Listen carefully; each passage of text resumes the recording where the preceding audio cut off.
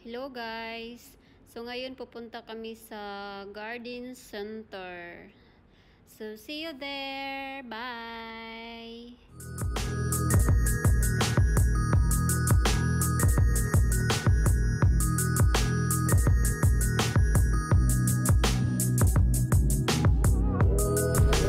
Update guys!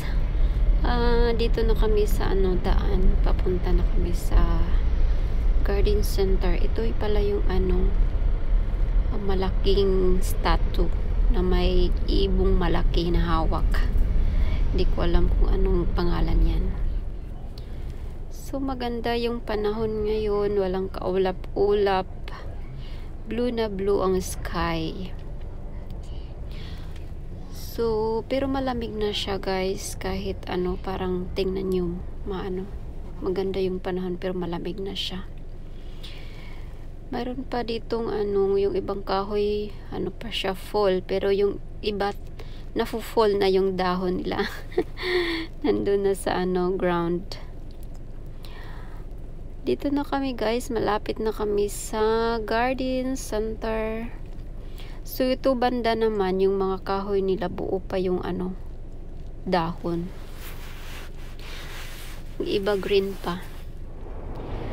Kararating lang namin guys, dito na kami sa garden center. So may mga display na sila dito na mga Christmas tree. So doon banda mayroon siyang ang bigat niya guys, tiniray namin.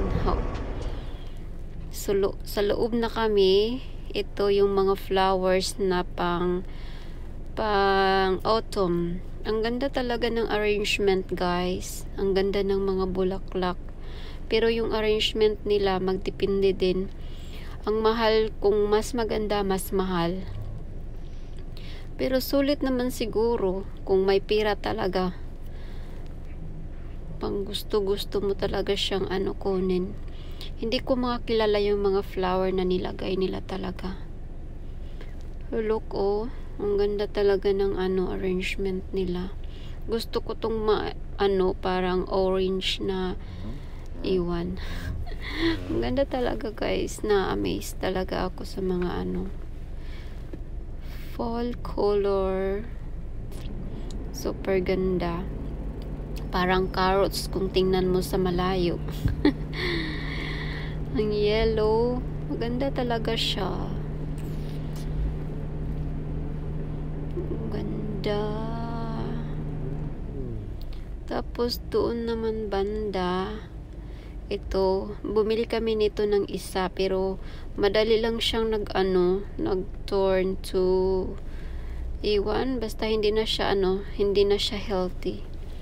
Kaya bumalik kami dito, tumingin kami ng iba mabibili.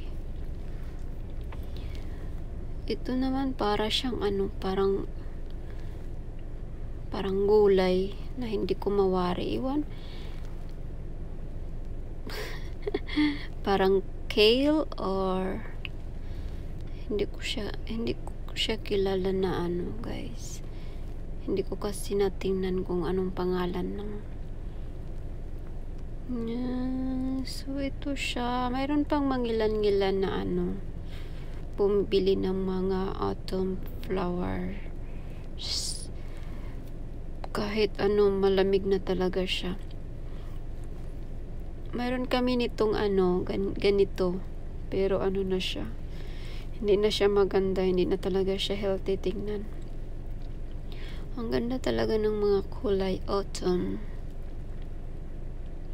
So banda doon guys, mayroon pa silang mga pumpkin.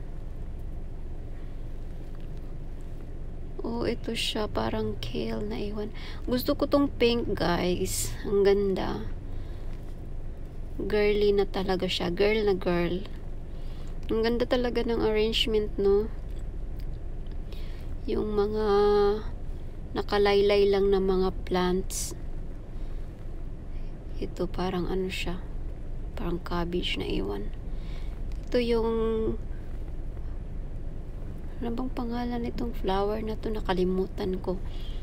So, yan siya. Para siyang parang gulay. Nilagyan siya ng Gusto ko talaga yung pink.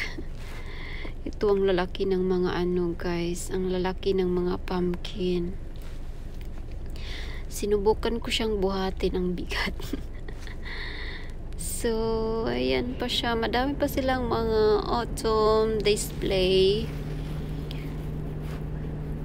Siguro may bibili pa ng mga ganyan kahit ano na, kahit medyo malamig na talaga dito. Mga indoor plant. Ito, ang ganda niya.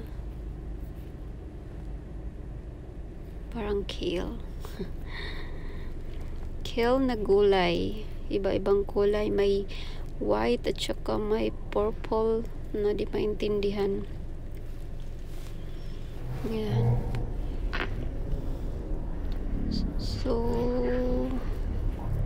na-amaze talaga ako nito na ang laki talaga ng pumpkin.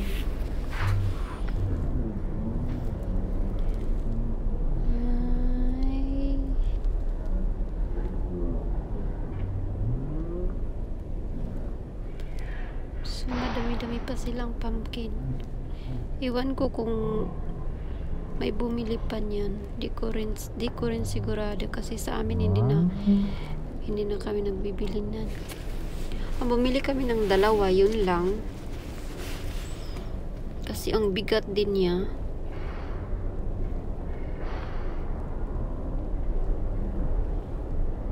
Ayan.